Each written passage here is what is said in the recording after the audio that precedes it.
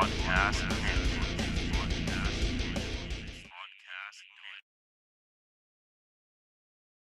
Hello and welcome to Retrotainment Ep6 X. This week I am joined by another member of the Dynamo Podcast Network, Peter Hart, who does all of our graphics, and the host of the Superior Comic Show. Welcome, how are you doing? All good. Thanks for having me on. Delighted to be here. Yeah, of course, mate. There's no one else to get on for this episode, I suppose, really. For those who can't guess what we're doing, it's going to be the original X-Men from back in the 2000s. This, for me, is kind of the film that started the whole superhero films genre for people. I know Marvel then took it to a new level and really opened it up, but I think this is where it all kind of started, isn't it? Yeah, I'd go far as kind of the X-Men series as well as the Blade series, which many people didn't really see as comic book people. It was in the same wheelhouse and publisher, but the X-Men one definitely kicked off the superpowers and big team movies that would eventually become the Goliath that Marvel is now. Yeah, definitely. Like Blade is one that like I always forget because Blade is earlier than X-Men, but I do forget that it is a comic in itself. I always just think of it as its own standalone. I don't know why. I never think of it as a comic. Yeah, no, it's one of them. It was a very different comic for Marvel. You know, Marvel didn't usually have the comics based around 100% vampires, and Blade was a lot darker than the other stuff. So a lot of people can be forgiven for not realizing Blade was actually a comic book movie. Yeah, it's kind of in the vein of Deadpool in a sense. Blade was in that it's the grittier side of comics, like X-Men and all the other ones to an extent are family friendly. You know, good guys versus bad guys. The good guys don't kill anyone, the bad guys do. That's the sort of trope. But Blade is a very different sort of superhero. He's blurring the edges. He's a good guy, but he's not really a good guy. The same way Deadpool is a good guy, but not really either. Yeah, there's a lot of shades of grey with those two heroes. I put them kind of the same vein as the Punisher as well, where Yeah, he's a hero but not really. yeah, he doesn't really follow the hero's guidebook, I suppose, is the best way to put it. But I remember when this film came out, I was buzzing for it because I'm a huge X-Men fan, and had been since the original animated series. That's what got me into them, Yeah. rather than comics. That's where I got my love of kind of superheroes and stuff, was TV shows rather than comics, and then progressed into reading comics, but they weren't as readily available as No, the television show would have been to me at that age. yeah, no, 100%. It was the same with myself. You know, I started collecting comics in the year 2000. I was 6, and it was all Spider-Man. I used to love watching the X-Men animated series, and it was all for Spider-Man. And then this movie came out, and it was the reason why I branched then into X-Men comics as well. Yeah, I hadn't watched this in I don't know, a good couple of years now, because obviously films are getting churned out quite a lot, and there's a lot of superhero films coming out recently. So I've watched all of them, and then Marvel, as we said, stepped the game up huge and really branched it out. So it's easy to sit down and rewatch one of them and kind of forget about these old ones. Some of them can do with being forgotten about. The less said about the Fantastic Four, the better. But this one I hadn't seen in a while, and I was like, that's why I said to you that I wanted to go back and watch this one, because I do remember it with fond memories. I do remember enjoying it, but I was like, I wonder, can this hold up anymore? Like, is this going to be anywhere near, not the obviously it's not going to be near the cinematographic level of Marvel, because they wouldn't have had that sort of money, and the technology would have been different than it is now. But could the story and the acting, I suppose, hold up? Because obviously this is where Hugh Jackman gets his break as Wolverine, which went on to be one of the biggest outside of Marvel's universe. I know X-Men are Marvel, but they're not MCU, I suppose. No, I called them the Foxmen. Yeah, exactly. So he went on to be a huge star, and I think without him, I don't think the likes of Iron Man and the MCU would have been as successful. So I do think this was a real starting point, because Hugh Jackman did become such a huge success off this. I don't think he was that well known an actor prior to taking on the role of Wolverine. The big names in this would have obviously been Patrick Stewart, Ian McKellen, and Halle Berry at the time would have been huge, I think, in the 2000s, wasn't she? Yeah, I think this was either just before or just after she done James Bond Die Another Day. Yeah, it's in and around that, and that was kind of her peak time of being one of the most sought after and famous actresses at the time. No, But yeah. that's why I wanted to go back and look at this, and obviously I said if I'm going to get somebody, it better be the comic book expert on to have a look back with me. I hope everyone enjoys. I had my views. I'm very 50-50 when I went back and watched it. I wanted to still love it, and I did love parts of it. But yeah, go on, I'll elaborate. Yeah, well, I always just take a look back at the kind of date it was released. So this was obviously released in the summer, July of 2000. So it's a good time to release a film like this. It's summertime. Everyone's looking for something to do anyway. And then I always take a look at the ratings, which, as I always say, are not what I base a film off, because sometimes things are rated terribly and I love them, and sometimes things are rated really high and I'm like, yeah, it was fine. But this seems to have been a fairly standard rating across the board. 82% by over 100 critics on Rotten Tomato, and then 83% by the audience. So that's I think that is relatively fair when you look back at it. And then IMDb, which you said 7.4 out of 10, which isn't, it's not a million miles off 80% either, I suppose, really. And then I just take a look at the box office. So this pulled in $296.3 million in its box office. So not a flop in any sense. No, it's a huge amount, and a lot of people hearing that nowadays, they're so used to the MCU's numbers, would think that's a very small amount. But exactly, yeah. The MCU are bringing in like $1 billion every movie now, but back then that was huge. Yeah, it was like that's one of the highest grossing. Now I don't know, like when I look up those box office figures, I don't know if they're true. Like I just take them off Google or whatever. That may or may not be 100% true, and I don't know if they pad them out with some of their sales elsewhere or what they're doing. But either way, this film was a success back in the day. Yeah.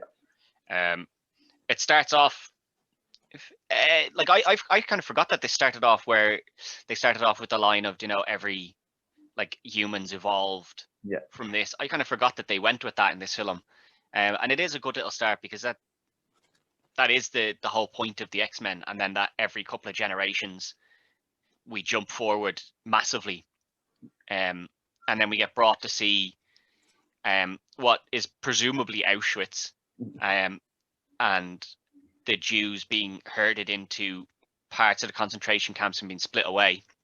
And we see a young kid who is obviously Magneto, which we learn quite quickly when he tears the bars apart from everyone around him. I think that's a good little start, because that is the story for Magneto. Like that is the standard story of how he both discovered his powers, and it shows how powerful he was, because even as a child, it took 4 or 5 fully grown adults to remove him, and then him to be basically knocked out. They basically needed the pistol with him to stop him from destroying the place.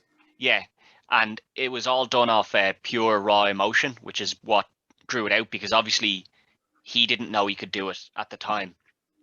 And then we jump into, so we see one young mutant's mutation and ability coming to the fore, and we see that it's in a panicked and desperate situation. But then the next scene, we see Rogue just up in her room, and she just kisses a boy and puts him into a coma, and a fit and a coma. And in this sense, it's not panic or stress that's brought this on. It's just a heightened. It's again a heightened emotion, but not. It's not necessarily a bad. It's not a bad emotion that's brought this on.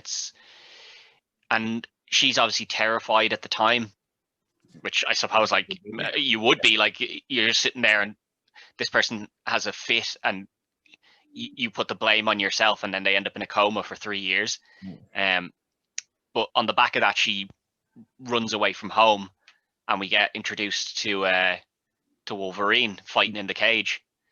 The one bit I love about this is that there's the fight scene, and they get the big guy to come in and fight him, and the announcer is just like covers the microphone. He's like, "Don't hit him in the balls." And he's like, "I thought you said anything goes." He's like, "Yeah, but he really doesn't like it." It was a good introduction to Wolverine. And looking back now, see, when I first seen it, I wasn't big into comic books. As I said, I was just on Spider-Man. I just started reading Spider-Man comics. And I know a lot of people had an issue with Hugh Jackman when he came in, mostly because of his height. That was the main issue with Hugh Jackman, was he was too tall to be Wolverine, which is not a bad kind of objective. Yeah, like if that's the worst thing people can say, that you're too tall or too short for a role, then I suppose you'll take that. Yeah, because he captured everything else. He captured how, even in that cage fight, how feral Wolverine is, how aggressive he is, and how much he really just doesn't give a fuck. Yeah, he's like, he is an animal. And this is obviously prior to him meeting Xavier and having his mind unlocked and being able to gain his memories. So he's just somebody who knows nothing about his past life. All he knows is that, 1, he's a mutant, and 2, that he heals really well, so he'll fight. Yeah. And so that's what he does to make money. Yeah, listen, if I could heal really well, I'd do all this stupid shit to make money too. Yeah, exactly. And then obviously it helps that his skeleton is made of adamantium, which I don't think he doesn't know. He just knows that the claws come out. Yeah. He has no idea that his body is made entirely from adamantium. But we see, like, when the first guy gets in and attacks him from behind, that when they kind of punch each other's fists, which, that's never really going to happen, but you hear the big clang and then the headbutt, and you hear the clang there as well. So you're given that information early on, that this guy is completely made of metal, and you haven't seen the claws or anything yet. You don't see them until kind of a couple of minutes later when he's in the bar, and your man comes in with a knife to stab him. Yeah. And that's when we see that it's confirmed, like, not that it really needs to be for people who had watched the comics, like the TV show and stuff, or read the comics. It didn't need to be confirmed, but it is confirmed that it's Wolverine, and that we're getting the big claws, and he has your man pinned up against the wall, and you see the level of control he has, because he brings the outside 2 out completely and the middle one out to a certain point. Yeah. I don't know, is that something in the comics that he is actually able to do? Is he able to control them to that level, or is that just a cinema thing? He does in most comics. It's kind of like he has control over them the same way he has control over his fingers. Like, he can move his index and his ring finger, while he can just kind of keep his middle finger closed. It's almost like that. He can control the retractability of his claws. Okay, well, that is a very good little scene then. Yeah. And then obviously we see the prejudice again of anti-mutant. We see the bar owner pull out the shotgun, and that gets sliced in half. So as feral and dangerous as Wolverine is, you can still see that he tries to live by that code, not to kill innocent people, or maybe not so innocent, but yeah, he won't kill isn't his first instinct. Yeah, it's first instinct is kind of like any kind of other animal. It's just to protect himself, and then kill is kind of a last resort. Yeah, it's the one thing I did notice when I watched this back is it's very strange to see Hugh Jackman in the role as Wolverine at the start, where he's not the big jacked up Wolverine that we see, that we've all become accustomed to and used to. He's just, it's not that he's skinny or anything like that, but he's not the level that we've gotten used to with him, I suppose. Yeah, he hasn't hit beast mode just yet. He's just kind of just a normal dude. Yeah, and I think, like, not that it shows that he wasn't prepared for the role, but that he hadn't fully bought into that role just yet, and that once things started going well, and he saw how well of a character this was and how much it was going to impact his career, he really went for it then. Yeah, and sure, look at it. He's the only one from any of the X-Men movies that's been in all of them. Like he's been across all of them. One character they couldn't recast was Wolverine. Yeah, and I don't think they can, and I know they're planning to they haven't officially said it, but I think the plan is to reboot X-Men. Yeah. And my worry is that if they don't get Hugh Jackman for Wolverine, like you can't not have Wolverine as an X-Men. Yeah. And if you don't have Hugh Jackman, he's left huge shoes to fill on that role. See, I think any other role you can nearly get away with. Xavier maybe, but I think any other role you can nearly get away with. But Wolverine, I think, is just, it's a staunch, definite. See, I see Marvel like to take risks. I see when they introduce the X-Men, I don't see them introducing Wolverine straight away. I see them leaving that a few years, so the likes of Logan isn't still fresh in our minds. Yeah. So they'll give it a few years. They'll introduce the other members of the team first before bringing Logan in, maybe in the second or third movie.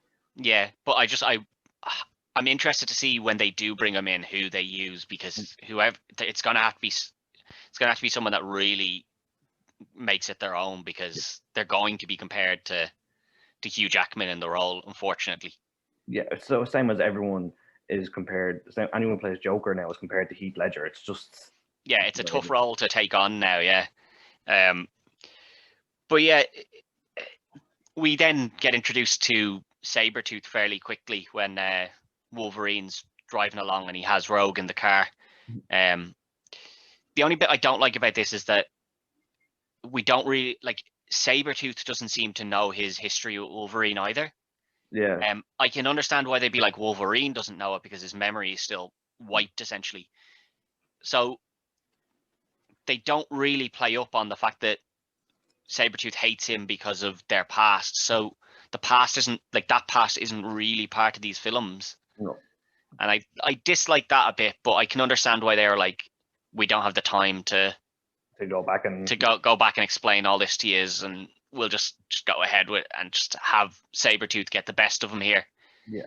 And then we'll see our first two X-Men in Storm and Cyclops come in. Yeah. Cyclops is a weird one for me because he's meant to be the leader of the X-Men, and you know, in theory he should kind of be a lot of people's favorites, but I don't think Cyclops is pretty much anyone's favorite, really. I know from comic book Twitter and from doing my own show and doing it for years, Cyclops is one of the most hated X-Men out there. There's a lot of reasons to do with stuff he done in the comics continuity, but other than that, people just find him too white bread. Yeah, and I think that's the problem. He is very white bread, and he's put up against the likes of Wolverine, who's bordering on being, it could be a bad guy if things had gone a different way, sort of thing. But like Xavier is very white bread as well, but it comes across, I don't know, it works for Xavier. Yeah. It just doesn't work for Cyclops, I don't think. See, with Xavier, I think it helps him is, you know, we have Patrick Stewart playing him one. He's beloved as it is. You know, you have suave, calm British accent. Yeah. And he has a bit more to him. His powers are a lot in the mind. He can basically, with Cerebro then, which we'll get to in a bit, he can do so much with his powers, whereas Cyclops just does pew pew out of his eyes, and you know.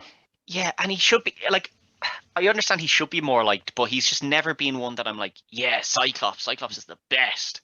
I don't know anyone that feels that way. Like normally you have a couple of people like, and he's just never been that one. I don't know what it is about him, but he's just dislikable. Yeah, it's if you ask anyone to do up their dream lineup of 5 X-Men, I guarantee 90% of them will not have Cyclops in the lineup. Yeah, and like it's all of them. It's not just like in this film. I actually, when I rewatched it, I was like, they at least gave him a bit of an edge because he's, you know, giving Wolverine shit in this film.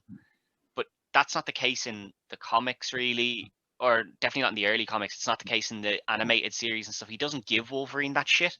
And I'm kind of like, he's at least tried to, you know, give him something here. And even still, he doesn't come across as that great. He just comes across as a teacher's pet almost, you know what I mean? Just nothing really interesting or memorable about him. Like, it's just... Yeah. And he has a great backstory, which it doesn't get into in this, but in like even in the animated series, you get into it that his dad has gone off to be a space pirate and stuff like that, and like he has a great backstory. It's just, I don't know, it just doesn't work for me. He just never, I don't know what it is. He just never really appealed to the masses. Yeah, and I suppose maybe that is for the best. Maybe the leader is, you know, he's the leader of the X-Men because he's such a goody two shoes, essentially. Like, it makes sense. Why would, like, you can't have someone like Wolverine be the leader of the X-Men. Like, you couldn't. Yeah, I suppose it kind of goes to show as well, even when you go to the future in Avengers, that's the reason why Captain America is the leader and not Tony Stark. Yeah, exactly. Yeah, but it works for Captain America. I think the good guy shtick works for Captain America. But it just didn't translate here for Cyclops. No, so I think with Captain America, the good guy shtick works because it's old. He's from the past and he has an old-fashioned view and it's part of his character. Whereas it just doesn't resonate with Cyclops at all. Yeah, but we see Wolverine eventually recover, and he's now in the mansion, and he gets his first introduction to Jean Grey, which is to basically attempt to kill her, which I suppose makes sense. He's just woken up and someone's trying to inject him with something. Yeah, definitely not something he's going to be happy with. And then he gets introduced to the rest of the X-Men by their both their real names and their X-Men names. So Cyclops, Storm, Jean. Jean, who doesn't have an X-Men name, she's just Jean Grey all the time, for some reason. But there's important enough to get a name until she was possessed by the Phoenix Force. Yeah, but then there's I like the bit where Wolverine turns around to Xavier and he's like, "And what do they call you? Wheels?" Just straight up ableism from the start.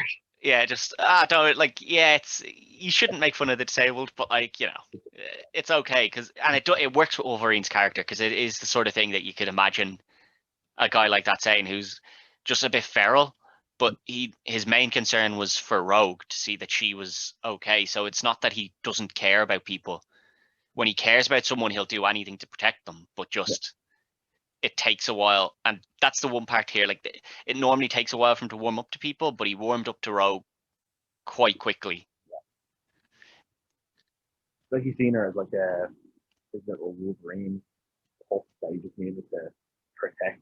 And he was cold to her for maybe 5-10 minutes of the movie time in time. And then all of a sudden they're like, it's a strange one because it's a very quick transition from him being like, "I hate you," to basically being like, "Oh, actually no, like I really do care about you."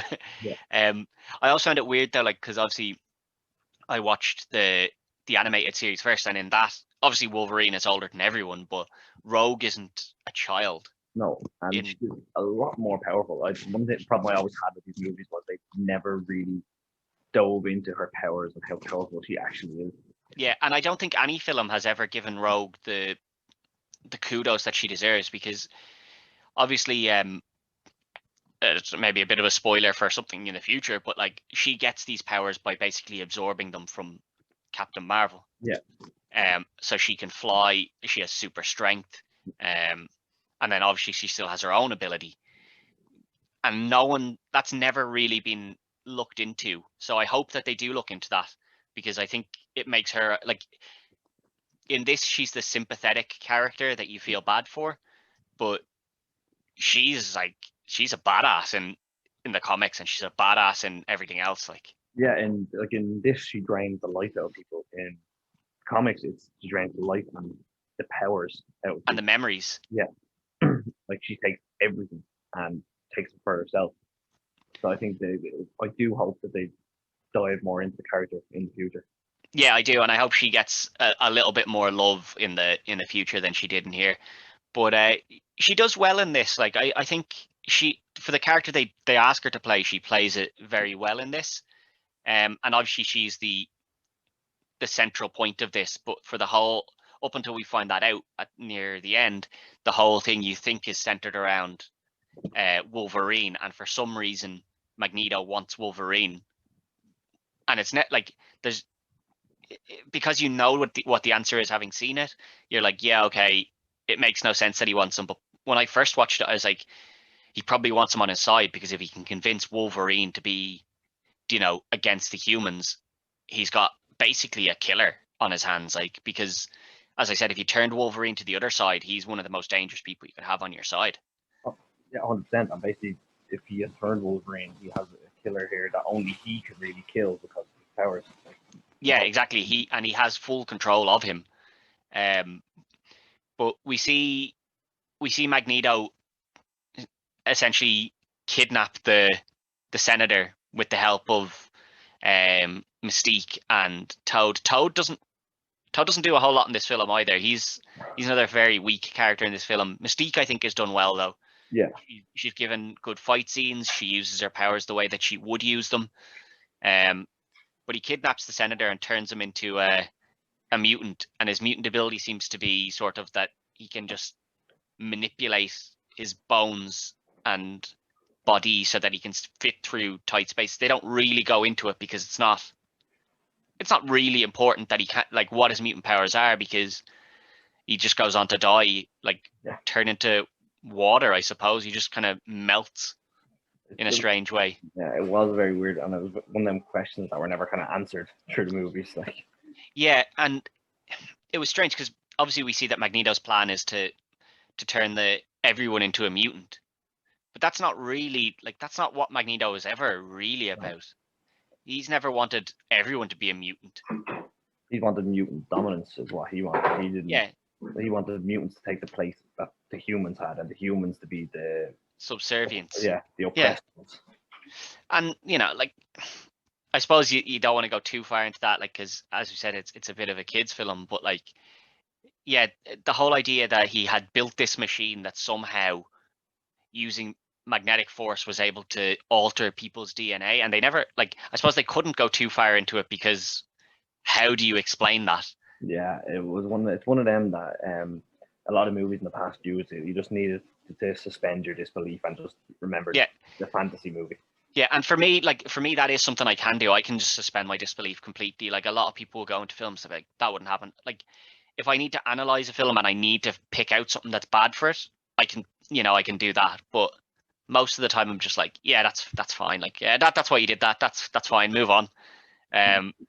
Unless it's a completely stupid reason, I will take it at face value and let's roll with it. Yeah, like, okay, so Magneto's plan here is to turn everyone into mutants, and he somehow worked out how to do it. Cool. That's the premise. We'll go with that then. Yeah, I can accept that. Let's just roll on. Yeah, but we get to find, it's just after this when Wolverine's memories start to come back when he's in bed and he's starting to remember the experiments that have been done on him, and for some reason Rogue is just wandering around at night and goes in to check on him. A bit weird. Yeah, it's a bit creepy, but she goes in to check on him, and we see basically again he wakes up in a panic and fight or flight. So it's Wolverine, so fight. The claws come out and he stabs through the chest and stomach, I suppose, of Rogue here. And we see just how big her powers really are. Yeah. In the sense that she's on death's door, so she takes his healing abilities to save herself. Yeah, that was great. That was, I know I mentioned they didn't show her powers. That was the one time they showed her powers, and what really irritated me, I think, is they never really showed them to that extent again. Yeah, I think, and I can kind of understand where they wanted to go, because they wanted to show that she didn't want to take other people's powers. But they didn't really explain that either. They just kind of, she did it this one time and that was it. Yeah. And then obviously she gets forced into taking Magneto's at a later point so that she can use the machine. But I don't know, it's a weird one. Like, why is she wandering around? It's just, what was she doing? Like, what was she doing up to? Because it's not like Wolverine's screaming the house down. He's just kind of uncomfortable in his bed, where he's like, oh, I don't like this. Yeah. What the fuck was she doing? Unless she's already outside with her ear pressed against the door, she's not going to hear that from her room. Yeah, exactly. So it's kind of a weird one. But after this, we see Mystique infiltrate the mansion and convince her to run away. Mystique obviously turning into Bobby, who's the Iceman. Yeah. And she then poisons the Cerebro, which we see on. Well, she doesn't poison Cerebro straight away because she comes back later to do that for some reason. It's kind of strange. Like, she was already there, so why didn't she do it the first time round? But she convinces Rogue to leave, which is obviously Magneto's plan, because he wants to use Rogue. Yeah. And then Xavier, this is when we first see Cerebro, is Xavier's like, we need to find Rogue. So he steps in there and we see him flit through the minds of the entire world essentially to find her. And not a great explanation for how powerful Cerebro is, but I suppose it's a good starting point to what he can do with it. But basically, him and Cerebro is what the CIA wants to be. Yeah. Yeah, like they get inside the minds of any human being on Earth. Yeah, and I do think that the one thing they did do a good job of here is they explained that Magneto is able to beat Cerebro based on the fact that he helped build it, so he knows exactly how it works. And then 2, how dangerous it is, because they're like, Jean Grey doesn't use it because she doesn't have the level of control that Xavier does. So I think that both heightens the danger of Cerebro itself, and also heightens the esteem of Xavier, that he's this powerful. Yeah, it really does. It shows why kind of like, because at first look, you kind of like, why don't all the mutants use that? And yeah, they literally say, no, this thing is dangerous. Like, this is for Xavier, he can just about control it. He's like a tiger tamer in the zoo. You know, yeah, he can just about control it, but it's still dangerous. But no average Joe can come in and just pet the tiger on the head. it's a dangerous thing, and it'll fuck you up if you aren't ready for it. Yeah. But they find Rogue in the train station, and then Wolverine steals the bike, and he goes down to get her first. And he tells her, just nobody wants you to leave, and if you want to leave, I'll go with you. But if not, like, I do think that we should go back, and I think this is the best for you and for me. And it just kind of shows the caring side of him, and the fact that he is, even though he doesn't ever really want to admit it, that he is looking for a sort of family, somewhere to settle down rather than just travel around, which is what he had been doing previously, living out of his truck. Yeah, he wants to find somewhere to belong, basically, like you said, a family, someone to take him in, people to accept him. And as much as he is a lone wolf, he doesn't like necessarily being on his own. Yeah, I think he's a lone wolf, not by choice a lot of the time. I think the lone wolf is something that he kind of finds put onto him because of how dangerous he is, and obviously it's because his mind is a bit warped and things like that. Because of all of that, people tend to eventually push him away, and then so he doesn't try to form those attachments. But you can see that here he has tried to form the attachment, mainly to Rogue, but also to the X-Men, because he has built a level of trust in them. Yeah. And up until now, he's been kind of billed as, nearly unstoppable because he can heal from anything. And that's when we get to see just how powerful Magneto is, because he comes in, stops the train, and just with a flick of his wrist, bye-bye Wolverine, off into the back. And that's the thing, he has full control of Wolverine. Wolverine cannot combat Magneto. No, 100%. One of the most powerful mutants on the X-Men is Wolverine, but yet his power is just perfect for the most powerful villain mutants to control. Yeah, and I think that is the thing, that he is the most powerful. Like, in terms of, like, if you're looking at the ranking orders, Xavier and Magneto are kind of a cut above. Yeah. Most of them. Wolverine is probably just there. Yeah, I think well. in the comics they describe them as Omega level mutants, and there's a couple along the lines of Omega level, like Jean Grey when the Phoenix, is Omega level, and then they've done the kind of tier system, but Xavier and Magneto are up there at the very tip top. Yeah, and then it's also, they're both highly intelligent as well. Yeah. So like the likes of Wolverine, what might stop him getting to the Omega level is that he's an action first, think later guy, whereas these both think, they're like, this is what we need to do, and if we do this, then this will happen, and that's how we'll gain an advantage. Whereas Wolverine's just run in and go for it, like no non-stop, go. Yeah, well, you see by his dog tags in the movie, and from his comics history, he was a soldier, so he has that soldier's mindset of I'm just going to shoot first and ask questions later, and everything is done on reaction. Whereas, as you said, Xavier and Magneto, they have a game plan. They're like the sergeants, they're the tacticians. Yeah, they're calculating, and they go for, like, they have strategic moves in place for what they're going to do, which is what we see with, here Magneto's entire plan is to capture Rogue. So he's created this machine, but he's realized how like that it's essentially going to kill him to do what he wants to do, and he doesn't want to die. So he finds the next best thing. So he finds it. Now, how he found out about Rogue is questionable because that's never really explained. I think maybe like my disbelief when I suspended, I was like, okay, Sabretooth reported back to him and mentioned something, even though Sabretooth didn't know her powers. But Yeah, exactly. See, that's probably my biggest problem with this, is that they don't give any reason why Magneto would know what she can do. yeah, She's just some girl that happens to be a mutant, but what can she do? That's, I think, the main problem here. unless he sends like Mystique into the mansion every couple of weeks just to see what all these new mutants can do. Possibly that could be, like, I suppose maybe, but see, he kind of had the plan in place beforehand anyway, because the whole point, like, as we hear from the start, that Sabretooth was meant to bring someone back with him, which was where we originally believe is meant to be Wolverine, but obviously it's meant to be Rogue. So unless she's on that mutant registration, which they don't mention, no, it's a bit of a strange, and that's probably where my biggest issue with this film is, that why does he know anything about Rogue? He has no way of knowing her powers and knowing who she is, but yes, he does.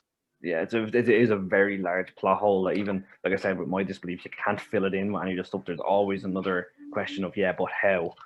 Yeah, and that's probably my biggest issue with this film, is just how did he know about her? If they'd given me anything, like, as you say, if they hadn't had him hunt her so early and then had Mystique report back in some way, or if they'd just said, after she leaves her house, if they'd even just said that she left because she'd been put on the mutant registration, even that's enough. Yeah. Like, just one little line. Even just if you had Magneto pick up a paper or hear on the radio about this guy who's in a coma after a kiss from his girlfriend, then he'd kind of like, at least then he'd be like, okay, I need to look into that. That sounds like a mutation. Yeah, but it's just something that he's clearly out to use this one person to complete his master plan, but has no reason to know that she's able to do it. Yeah. But as you say, you kind of have to just move past that, or the whole film goes to shit. So you just kind of accept it. After they find Rogue is when Mystique goes back to the mansion again, or maybe she was still there. I don't really know. And she poisons Cerebro. Yeah, it's shown even from the first movie, their timelines were very confusing. Yeah, because she's still Bobby, so it's still the same day, because Rogue has left and they've gone to find her. But then we see the actual Bobby walk by with some other students and go, I was meant to meet her for lunch. And then she comes out from behind a stairway or whatever as Bobby. And then she goes down and poisons Cerebro. And you're like, but if she left at lunch and he noticed that she was gone after lunch, but during that time, somehow they've had time to report to Xavier that she's gone and go and find her.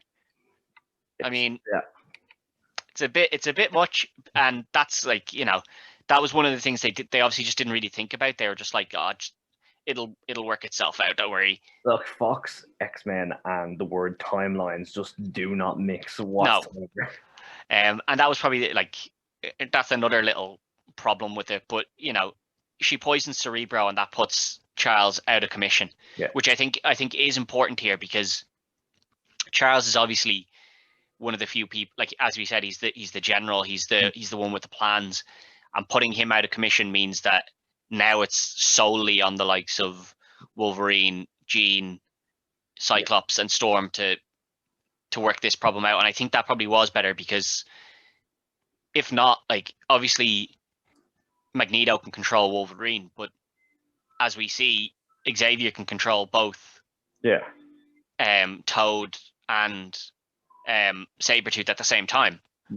So if they're all up there and the only one Magneto can control is Wolverine, and he can't control them to the level that Charles can control the others, because Charles can make them do things, whereas he can make Wolverine kind of attack himself and move Wolverine around, but he doesn't have control of Wolverine's mind. It's like it's almost like Wolverine with Magneto is an action figure, whereas everyone else to Charles Xavier is a video game character. Yeah, he has full control. Yeah. Like, I'll tell them what to do, I'll tell them where to go and stand, I'll tell them everything, and they'll just do it. Whereas Wolverine will be moved from one place to another. Yeah. That's about it. So I do think it was important to take Charles out here. So they take him out, and then obviously, Jean uses Cerebro to locate where Rogue's been taken. But we see how much it weakens her as well, and how desperate Scott is for her to not use it. So they do still stick with this idea that it is still dangerous to use, but that Jean Grey was willing to take that risk, to save somebody. And we see the level of her power, and that she was able to do it. It's a very short time she's able to do it for. Yeah, it's very draining on her more so than the experienced Charles. Yeah. So they find out where she is. She's at the Statue of Liberty, and they fly there, and this is when we see kind of the fights start to break out. Mystique obviously is camouflaged here, and we see Wolverine knowing she's there, but he doesn't know Mystique at this point, so he's just like, there is somebody here. It's it was kind of a way where I liken that to how in the new MCU Spider-Man movies, how they're kind of slowly introducing the spider sense. They didn't just throw it in there. That was a way of throwing in Wolverine's great sense of smell without actually needing to mention it. He knew something was off. It was his instinct, and he has that really strong sense of smell. Yeah, but he doesn't know her, which is like, he's never met her, so he doesn't know that it is Mystique, because he obviously remembers. Yeah. Oh, this is this person. This is this person. And then obviously he goes off to investigate, and then he comes back and he's telling them how dangerous it is, but it's not him, it's Mystique. Which I thought they did very well, because when you first watch it, you're just like, oh, there he is, he's back now to just tell them something's dodgy and to keep an eye out. And then the fight breaks out. The only thing is that Mystique has the claws, which I don't think she'd be able to do. Because I don't believe that that's part of her power, as far as I can remember, that she can take their powers too. I think that.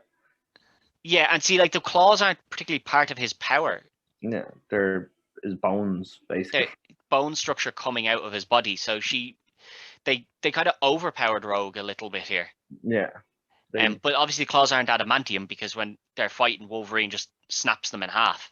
Yeah. So they've slightly overpowered her in the sense that she gets their mutant abilities to an extent as well, but not completely. Like, it's just a mimic. Yeah.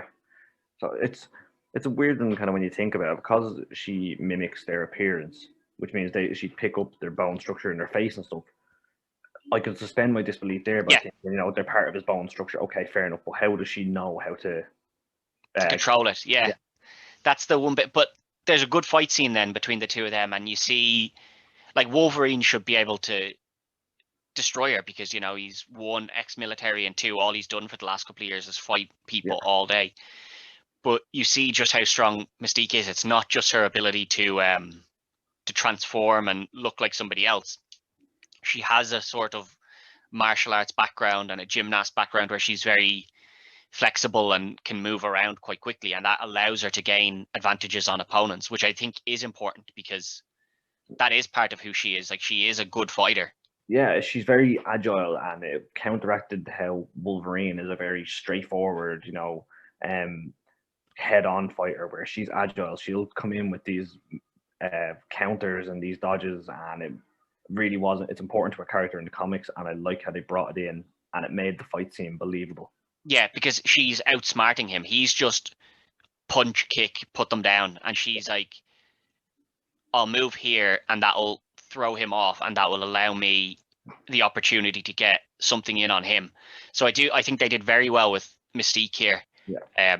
Both in her power of being able to transform into people at will, and then two, in like giving her an actual ability to fight, and not just be like, oh, she can transform, that's it. Yeah, she's basically Ditto from Pokemon, and let's move on. Yeah, but I'm glad they didn't do that to her, because it does lend itself to making her a much stronger character. Then we see Toad. Toad has a really good fight scene here, where he manages to get the best of all, like, the other three X-Men. Yeah. Storm, Jean and Cyclops. He gets the best of all of them somehow, Yeah, because he's not that powerful, but he does manage to. But obviously, only for a very, very short time. we're coming up to probably the best and worst line I've ever heard a superhero say. Yeah. Oh, It do you know what happens to a toad when it's struck by lightning? The same thing that happens to everything else. Why did you bother putting that in? If it's not something different, why say it? At least like make something different. Like it's just it was so it goes with the movie, especially for the era it was released in. It was just so campy and cringy. Yeah, For some reason, it fit. it does fit, but it's kind of like, why did you say that? Yeah, it was just why waste time? Why did Yeah, why like the same thing? There wasn't even a joke there. Like it was, there was nothing there. You could have just not said that and just hit him with the lightning, and everyone would have gone, "Yeah, the same thing happened to him that happens to everyone that gets hit with lightning." That makes sense. Yeah, it seemed like they tried to add a little bit of humor, and it did not work. I suppose possibly this is just because they've obviously got Halle Berry in. She hasn't really been a prominent figure. This was just to try and give her something, I suppose. Yeah. But it's not something that she should have wanted. Like she probably should have pushed back and said, "No, I'd rather just hit him with the lightning." To be honest. Let's just zap him and move on. Yeah, but obviously that's then the end of him and Mystique. We finally see her fight with Wolverine end when she comes in as Storm behind him, and she's like, "Come on, we got to join the rest of the team." And at this point, you don't know, like, you know something's up because then you know that Storm's not there and that he's not there. So you're like, one of these isn't. Yeah, Storm's off zapping toads somewhere. Yeah, so you're like, something's up here, but is he gonna know? And they give him the nod of, see, he does know her scent now. So he's like, yeah, you're right. We should go join the team. There's just one problem. You're not part of the team. And then straight through with the claws, and that fits Wolverine. And that line hits. Because, like, unlike the Toad line, that one actually hits because you're like, that fits his character and it makes sense. Yeah, he stalls long enough to get ready to turn, and as he delivers the line, he delivers the claws. Yeah, and it shows him finally thinking. Yeah, it's not just rush at her, because he's learned from his last encounter with her that she's smart. Yeah, he's like, I can't just rush her. Yeah. I need to lure her in. Yeah, he uses his instincts, and like you said, he knows her scent now, and he just had a moment of, if I just think and if I just pause for a minute here, this will be so much easier for me. Yeah, and that puts Wolverine, that helps his character take that next step along, sort of. So he obviously goes up and they confront Magneto and Sabretooth. Yeah. Magneto just takes control of everyone. Yeah. Basically, Wolverine up against the wall. Give me some of those bits of metal. Pin yous all against the wall. Nothing you can do. And you can see how smart he is because he knows about Cyclops. And I can see that one I can buy into because he's known Xavier for years and Cyclops has been there for years. So you understand, like, oh, he understands that Cyclops can't turn it off. Yeah. So without this visor, that beam's coming out. Yeah. So keep it closed. Yeah, it makes sense where he's like, close that, because he doesn't actually want to hurt mutants. No. Which is in line with Magneto, even though he's a bad guy and he's willing to, hurt them to the extent of, like, they're in his way. He doesn't want to actually get rid of any mutants. No, he wants them all there. Yeah, he wants them to come around to his thinking rather than to be completely wiped out. Yeah. He wants his army to get bigger. He wants them to see the humans have been treating us like shit. Why aren't we fighting back? We could take every single one of them out. Yeah. And so he has everyone tied up, and he moves Wolverine's claws so that they're directly over his own chest. So that when he does leave, because and that's where you see how smart Magneto is, because he's like, if I just leave, I won't have control of his thing, and I'm going to lose control because I'm giving my powers to Rogue here. So he's like, I need to make sure that this guy can't just, the second I walk out, he can't just go, right, I'm free the rest, off we go. So he's like, I'll point his own claws into his chest and strap them there. But then obviously he does leave, and Wolverine, the guy can heal, so he's just like, Oh, I suppose I'll have to take the hit for the team here, and just stabs himself. See, that's where, again, I get confused about him knowing about Rogue's powers, because it was great because he didn't know about Wolverine's healing powers. Yeah, Obviously, they strapped him in. But yeah, somehow he knows about Rogue's powers without ever having met her before. exactly. Yeah, that's where the big issue is, that he doesn't know things that would probably make sense for him to know, because you could understand if he did understand about Wolverine's healing powers, because Sabretooth would be like, yeah, I fucked that guy up. Like, Yeah. he flew out of a car, like broke his neck and just clicked it back into place. Like, there's something about this guy. Yeah. But he doesn't know that, but he does know about Rogue. It's a little bit, he's probably should have thought about who knows what here. Yeah. But we get the fight scene between Wolverine and Sabretooth here, and Wolverine finally gets the better of Sabretooth. Yeah, I love any fight scenes between Wolverine and Sabretooth, from comic books to animated to movies. I just think the two of them just complement each other really well. Yeah, because they are both the exact same thing. They're both just animals, and they, like, I know in this they don't show their past, but even that, in their past, they hate each other. Like, these two guys despise each other. So whenever they see each other, it's just, let's fight. Yeah, it's basically they get the rulers out. Yeah, but they have the fight scene, and they're out on top of the Statue of Liberty, and eventually Wolverine gets the better to an extent and gets the visor back from Sabretooth, and brings himself back into inside to Jean and to Cyclops, and basically gets them all free. Yeah. So Cyclops uses his Wolverine gives back the visor. Jean Grey uses it to redirect Cyclops' blast, and out goes Sabretooth to crash land on some poor guy's boat. Yeah. Some big animal looking dude crashing on my boat. I was just out for a nice little ride along the river. But obviously that's the end of him. So then they go up, and Magneto's powers are weakened here because he's obviously given the power to Rogue, and we can see this is already starting. There's some sort of, they obviously have to show something, so they show this big kind of silvery substance spreading out. Yeah. I know they have to show something here, but it just looks so bad.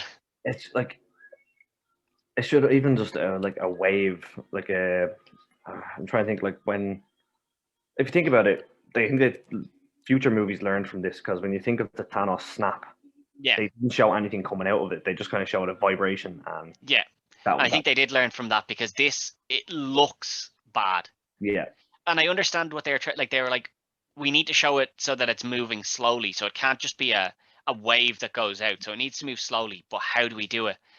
And you're kind of like, yeah, but maybe a kind of clearer substance, like this really like metallic sort of. And I suppose it does make sense because it is being done by magnetism, maybe, I don't know, but it looks weird. Yeah, it looks really out of place. It looks a lot lower budget than the rest of the movie. Yeah, it does, and it looks like they spent all the money elsewhere, and then we're like, oh crap, we forgot to put. Oh, we need to put something in there. Just that'll do. Just fire that in. That's fine. Someone get some silver paint and a speaker, and we'll just make it kind of bob up. Yeah, that's exactly what it looks like. Just silver paint bubbling along. But obviously we see that starting to ripple out and get closer and closer to the shore. And it's Rogue in the machine. Obviously, she has no control of it. And see, like, she has no control of the powers Magneto's given her. He's essentially strapped her hands into this machine, and she can't stop it. Yeah. I suppose it makes sense, because she's taken a power that she doesn't know how it works. So it's just, it works. And she doesn't know how to stop it or how to because if she knew how to stop it, she'd obviously just, I'll just take my hands up here and I'll just stop doing that. So she has the power, and that does tie in, because a lot of the time she gets like memories and stuff, as we said, and she doesn't have a choice in what she gets. It's just, there it is, and it's all thrown at her, and it's just like, oh, I have to deal with this now. But obviously Wolverine goes up to try and break the machine, because he's got the healing abilities, so he's the only one that can go up. But Magneto gains enough power back to stop Wolverine just snapping his machine to bits. And we sit there and we watch Cyclops say like, I'll just blast it now, knowing that this could kill Rogue, wouldn't kill Wolverine, but would kill Rogue and could kill Magneto with the explosion of it. And Jean is like, no, just you have to hold on. And this is where you can see Scott's kind of leadership coming in, because he's like, we do have to make a sacrifice here.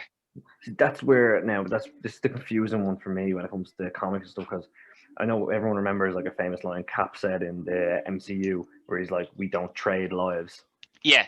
And it's that, I think because of the MCU, that's become the bar for leadership, where Cap's like, I'm not of the mindset of the needs of the many outweigh the needs of the few. I'm not of that. We don't trade lives. If we can save a life, we will save the life. Yeah.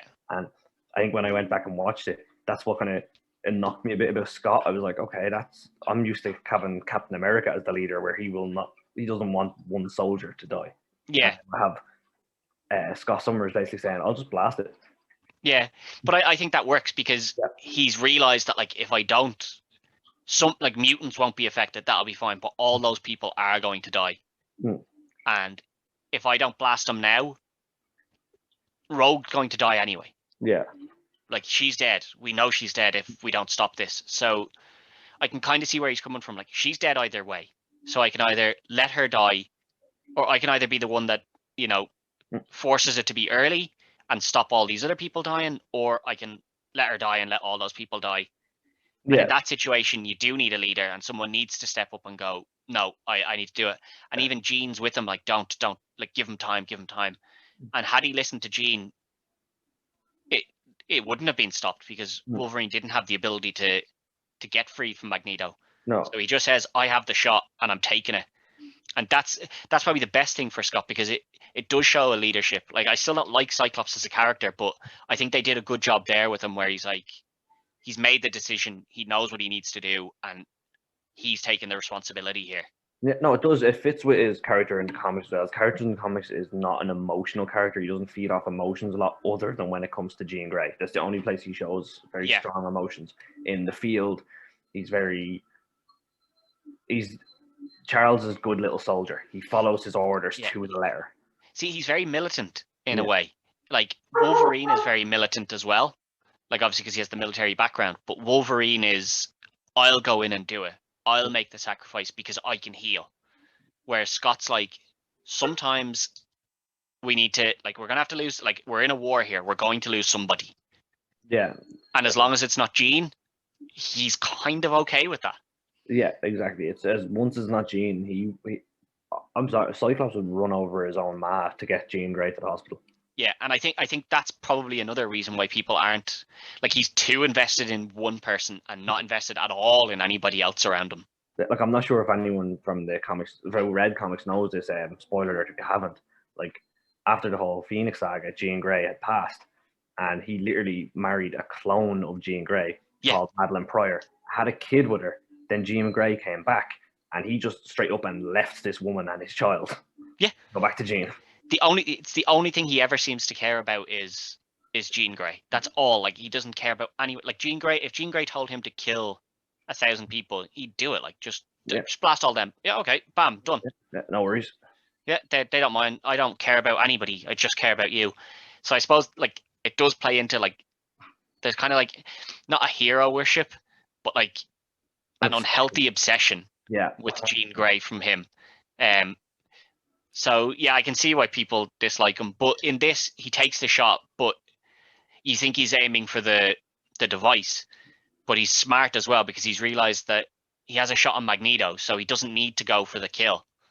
If I hit Magneto, that frees up Wolverine and he can do his job.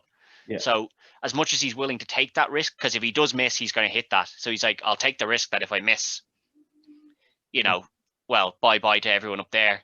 Yeah. But if I hit, then the plan goes the way we wanted it anyway. So he hits Magneto with this blast, a cybernetic blast, and then Wolverine destroys the machine. And again, Rogue is kind of, she's on death's door here again. Yeah. And Wolverine gives her his powers here. Yeah, this time she's not taking them, he's giving them so that she can survive. Yeah, it's kind of arc development there because we seen earlier where she took his powers, so he knows now her powers and how they work. So Yeah, he understands this is how this will work. Give her the powers, she'll heal up. Yeah. But at the start, she doesn't seem to be. It seems that she's too far gone. Because we don't know if Wolverine can recover from death. Yeah. We know that he can recover from any injury, but if he was to actually die, would his abilities then kick in and bring him back to life? See, these in the movies, like in the comics, it's very depends on continuity. There's been different things, and things have been retconned and brought back, and things are canon and aren't. So honestly, with that question, all I can say is at this moment in time, I don't know. Yeah, exactly. So we don't know that he can, but we see that he's trying to give the powers to her and seeing that it's starting to look like it might fail. Yeah. Like she might be too far gone, but obviously she isn't. She gains a recovery, and Magneto gets captured and put into a. I'd forgotten completely about this. The plastic prison where he's just in this.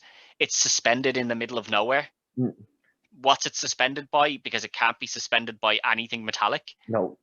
So I don't know, but he's just in this room that's just made of plastic that he just lives in now. He lives in a Fanta bottle. Yeah, pretty much. Yeah, and he just plays chess with Xavier. Yeah. That's it. That's all he does nowadays. They bring him some food on plastic stuff. Yeah. He eats it, and then it's the coolest retirement home ever. Yeah, and I think it's it is the one way to eliminate his mutant power, because as powerful as his mutation is, that control of metal and he can do so much, they have done something here where they're like, they've thought about it. This is how we neutralize that power. So now he is just a man, essentially.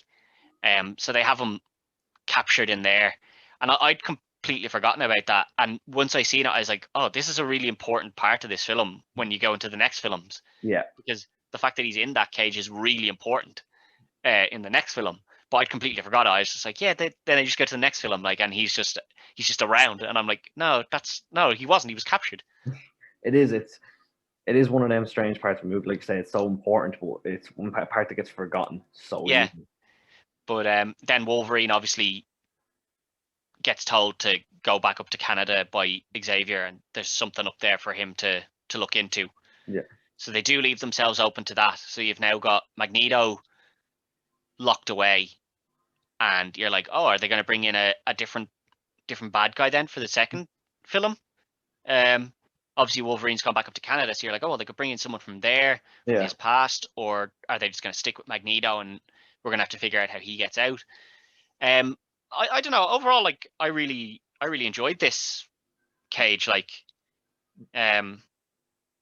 it's fun for the time, for what it was. I enjoyed it. Yeah, that's the thing. I look back and I'm like, it doesn't particularly hold up to compare to the MCU films now. But I think if you went back and watched like the first Iron Man, it doesn't hold up to later MCU films either. Yeah, it's one of them that until you go back and watch it, it's a lot of nostalgia is involved. And when I looked, like, I watched this and then I watched the trailers for the second and third movie, and all I have to say on that is, in my opinion, if this had been made as just a standalone X-Men movie, just one X-Men movie, because while they left it open, they also tied it up in a nice little bow at the end. Yeah. As well. And I think it would have been remembered a lot fonder and would have been a lot higher up on the top comic movies if it had been left as a standalone. I think sequel. Yeah. I think the second sequel does okay. It's the third one where I think they had the big issue, and it's the same issue they have all the time. It's the Phoenix is the problem. They can't do it correctly. It's not something you can do in a one-part film. No, it's the Phoenix is, for me, is if you want to do it right, you need to do it the way the MCU done Thanos. It needs to be built up over years. Thanos was built up for 10 years before they finally had him as the main villain. I think even if you want to do a film like the way they did, so like the recent Marvel or the recent X-Men films where they're younger. Yeah. I thought they were doing really well with them. And then they were like, we're going to go with the Phoenix storyline. And I was like, okay, like this is a tough one, and they're like, we're gonna do it in one film. I was like, okay, I already know you're gonna mess this up, Yeah. because there's too much for one. Like it'd be as if Avengers, so Avengers Endgame and the other way, like that's split into two. Yeah. So they have it. Here's the first part of the story, and here's the second part. Imagine they just tried to make that one film, Oh, but wouldn't. not 1 6 hour film, one like 3 hour film. You have to leave out all this other stuff. That's essentially what keeps happening with the Phoenix. Yeah. They take it, and they go, we need to rush through this, this, and this to get you to here. And you're like, just make 2 films. Yeah. Not if they turned around and said, we're gonna have X-Men, whatever the newest ones were called, and called it like Phoenix Rising and then Phoenix Rising Part 2. Yeah. No one would have said, oh, why don't they just do it in one film? Everyone would have been happy. Yeah. So Look, it's the amount of movies. Harry Potter done it with that last Yeah. movie. It split into 2 parts because they knew it was too much of a story to tell in one movie. Yeah. And I think that's where X-Men falls too much, is that the Phoenix story is huge. It's very important. So it does need to be told, but you can't tell it in one film. I think as well, and I hope when they do come into the MCU, they push that off for a while. While it is their most popular storyline, their most famous storyline, and it needs to be told, I don't see the need to rush into it. There's plenty of other storylines. Loads of them. Yeah, Marvel does well with lesser known storylines. Look, Guardians of the Galaxy were D-list at best before the movie came out. Yeah, one of the biggest, and like that's one of the better films they've ever done as well. And Iron Man was a C-list character. Iron Man wasn't that popular in comics at the time, and then the movie came out and just like exploded. Yeah, and they do well. Like that's the one thing Marvel do very well, or the MCU do very well in their casting, because Robert Downey Jr. is a brilliant Iron Man. Like, and you wouldn't have thought it. Like, if someone had said to you, who do you think should play that, you wouldn't have thought of him. So I do look forward to who they get to bring into these roles. But Wolverine is the one that I worry for, because you're taking something that was so iconic and so well done, except for one film, where it was shit.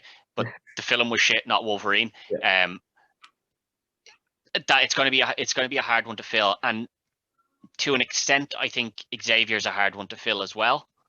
But I think they did a good job with the newer set of X-Men with that Xavier. So James McAvoy done a great job. James McAvoy, I think he did very well for that. So maybe they're just going to use him, and I'd have no problem with that because he did do it well. Yeah, it's one of them, like you're saying with Marvel, their casting is usually spot on. My only issue with Marvel's casting, I mentioned it on recently. I was talking to on my show with Robert Downey Jr. He's so perfect as Iron Man, but my only problem with him as Iron Man is how likable he is. Whereas in the comics, Iron Man is a dick. Yeah, Iron Man is more of a dick, and I think they tried to get that across in later MCU films because they needed the split of Captain and Iron Man. Yeah. But I think they'd made Iron Man too likable in the beginning, where people were like, "Oh no, I'm Team Iron Man," and you're meant to be like, "No, nobody is Team Iron Man. Yeah. Nobody. Everyone agreed with Cap here." But and that's a testament to Downey Jr.'s acting as well, though. That it is, yeah. He's so likable. Yeah, and I think like they wanted to go with the Playboy billionaire, but they wanted to make him likable as well. Yeah. Because they wanted to be able to make money from the character, which is essentially what happened with Wolverine as well. You have to make the character likable.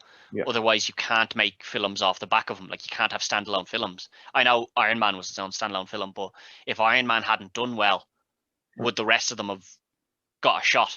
Yeah, see, the funny thing is with Iron Man as well is, sorry, I know I'm going off topic here on your show, sorry. No, it's fine. Iron Man was made basically because of a focus group with kids. Yeah. It was made to sell toys.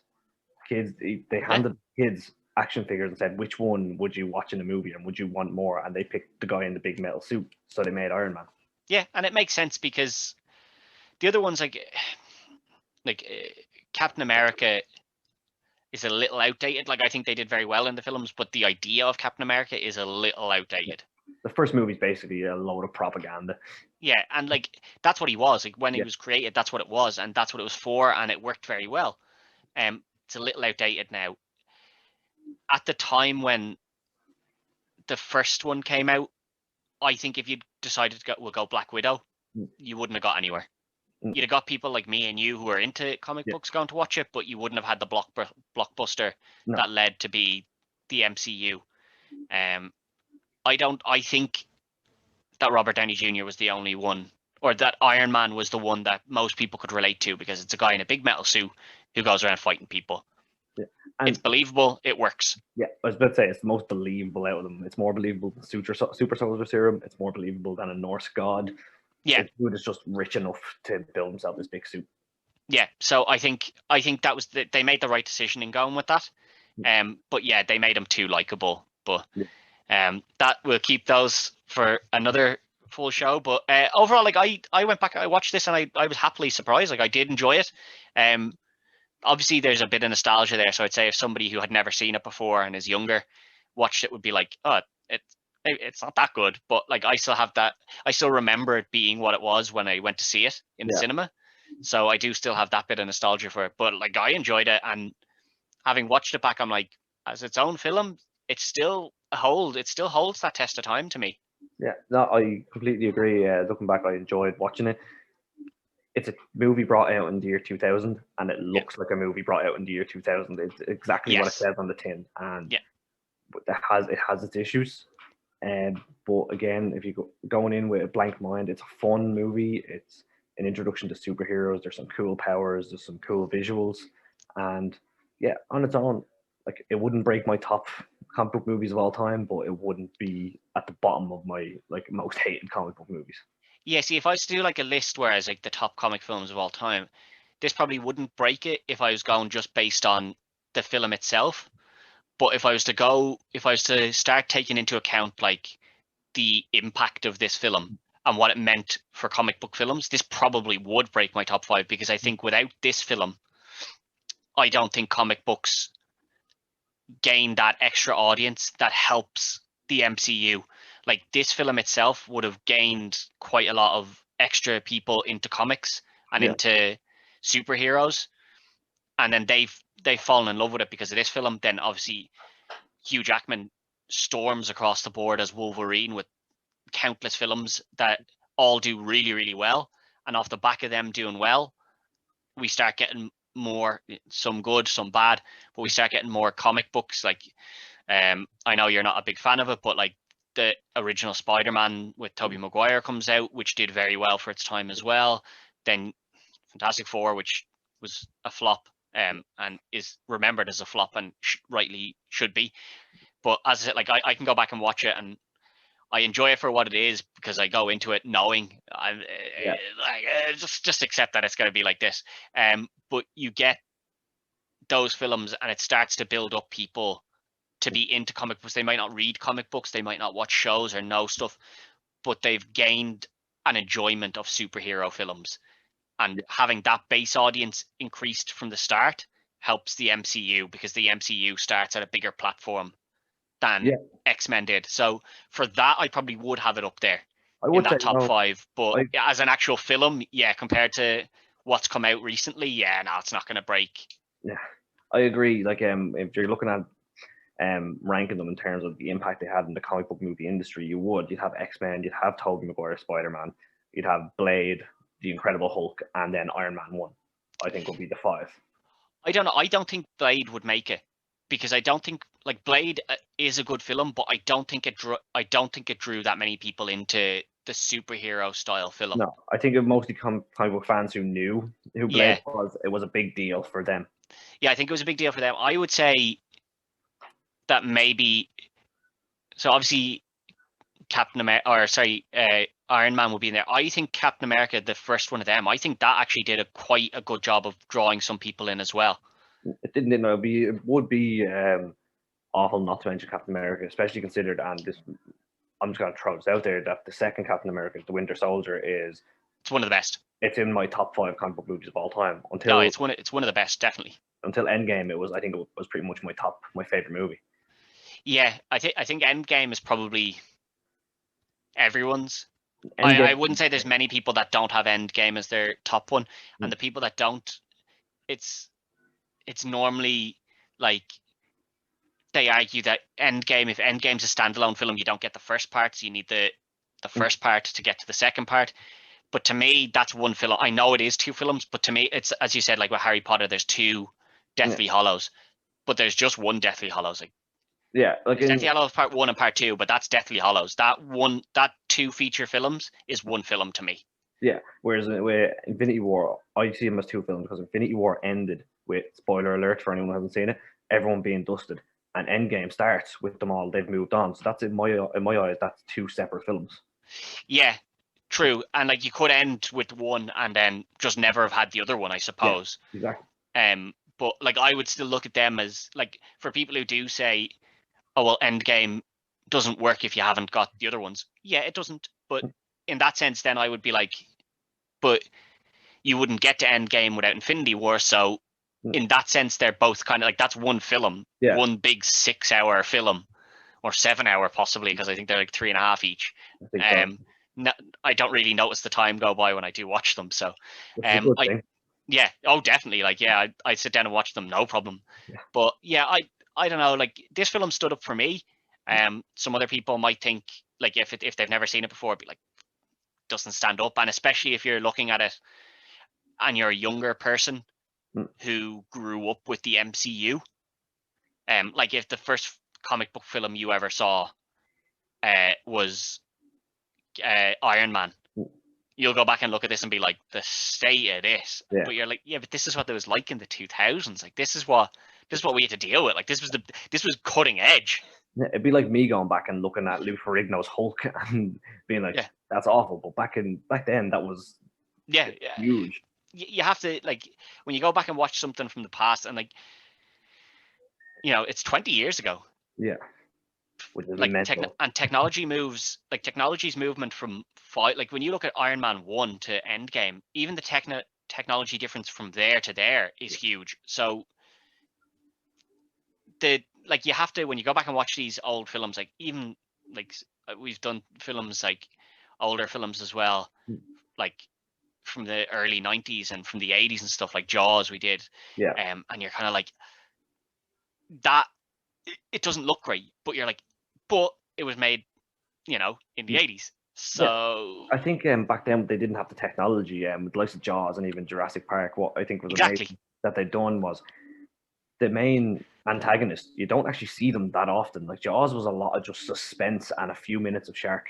Yeah, that's why it's like I say in that episode that I do with Ian, that he's like, that's probably one of my favorite horror films, even if it's not technically horror, and like it probably wouldn't be classified as horror now, but that was one of thriller, like yeah, it's more of a thriller now, or like I don't know, like a hunter film maybe, I don't know, but like that's one of my favorites. I love Jaws. Yeah, so do I. But yeah, we'll wrap it up there. I'll just give you a chance if you want to plug anything yourself there. Yeah, no, I'll just say first, I agree with what you said about looking back at it. It does hold up when you put yourself in the mindset of the year 2000, and I'd still give it a 7 out of 10 because it's X-Men, it's comic book, it was one of the first, and there was no Tobey Maguire. But yeah, real hatred for him. Severe dislike. But yeah, no, for anyone who doesn't know, I run the Superior Comic Show. We're a pop culture show, and we've had some great interviews recently, the likes of guy Panda Red from TikTok. We've had Kim Rhodes from Supernatural and Sweet Life of Zack and Cody, and we've had writers and artists like Al Ewing and Ron Mars. So if anyone wants to come over and check us out, anyone interested in comics and the lore behind these movies, pop on over. Yeah, so that's at Superior Comic on Twitter, isn't it? Yeah, it's on Twitter. It's Superior Comics 16, and same on Instagram. And you'll find us on YouTube on the Dynamo Podcast Network in the playlists. There's the Superior Comic Show playlist. Yeah, and that's the same here. Retrotainment, you'll find us on Twitter at Retrotainment1, and you'll find us on YouTube on the Dynamo Podcast Network. We're both on Facebook as well in the Dynamo Podcast Network, where everything gets posted. So obviously just jump in there, like the page for notifications. Same on YouTube, like the page, subscribe to it, click the bell and stuff to get your notifications. There's loads of other great shows on that as well. You've obviously got King Rose Court, which discusses music. So Irish metal is mainly what he looks at, but he does discuss other things like Iron Maiden and things like that. You've got the Upper Tier, which obviously discusses football, which is Niall Hogan's. The Four Podmen, which looks back at classic wrestling. You've got the Under Center, which looks at NFL. So they have a huge show coming up. Yeah, with the NFL Super Bowl being on today. So yeah, loads of great shows. So if you're not into comics or if you're not into retro and things like that, which I suppose you wouldn't be watching the show if you weren't. So if you've sat through all this and not been into retro and still got to hear, fair fucks to you. But if you are into other things like sports, music, you've got the main show that started it all, the Dynamo's Dozen, where Ian sits down and interviews people from different ilks like wrestling, music. He's had some. He's had a litany of different guests on. Like he's had guys who talk about conspiracy theories. He's had a guy on that talked about UFOs and stuff. There's so much there. But like, check out all those. If you like any of them, they're all there as well, and they're not difficult to find. So thanks for watching and good luck. Well, it's time for that part of the show that you all love, the advertisements for our sponsors. I know. None of us really like listening to these, but the truth is that we wouldn't be able to bring you this content without them. So let's just get down to it. First off, Wrestling Mania, the top floor of Stephen's Green Shopping Centre. Really good shop for all of your wrestling needs, whether that's DVDs, title belts, pop figurines, other collectibles, t-shirts, and if you like boxing and MMA, he has stuff there for you too. If he doesn't have something that you want, you can ask him. He'll order it in. No problems. Really nice guy, the owner of this shop. So get on down to Wrestling Mania on the top floor of Stephen's Green Shopping Centre. Oh, what's that?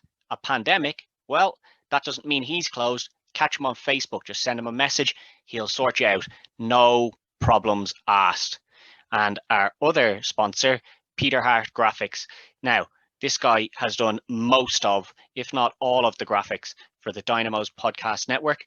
Really good stuff, guys. Seriously, this is top quality stuff, and he doesn't charge a bomb for it, which is the greatest part. If you need any sort of graphic designed, it's Peter Hart Graphics at gmail.com. That's Peter, P-E-T-E-R, Hart, H-A-R-T-E, graphics, G-R-A-P-H-I-C-S at gmail.com. This guy is the easiest person I've ever worked with when it comes to making a graphic. You give him your ideas, he'll come back with something similar to what you wanted, and then if it might be exactly what you want, and if it's not, he is so open to criticism and tweaks, and he'll be back to you as soon as you give him what you want updated on that. This is easy stuff to get done, but actually if you try to do it yourself, you'd realize just how difficult it is to make it look smooth and clean. Not a problem with Peter Hart Graphics. Check out his stuff on his Facebook page, Peter Hart Graphics.